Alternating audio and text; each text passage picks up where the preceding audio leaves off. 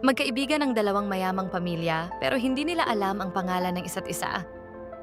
Si Albert lumaki sa disiplina ng negosyo at sa bawat sulok ng reputasyon, may bahid ang pakikipagrelasyon niya.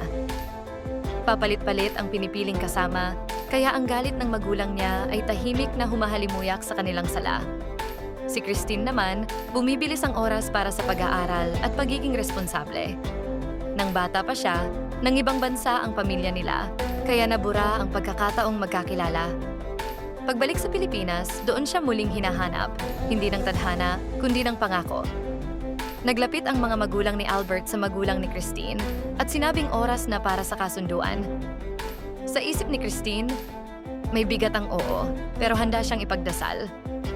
Nang malaman ni Albert ang ipinatupad nilang kasal, bumalik sa kanya ang galit, pati ang pagkasuklam na hindi pa nasusubok.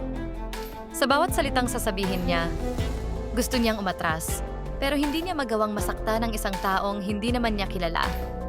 Sa pagharap ng mga unang araw, unti-unting nasisira ang mga akala.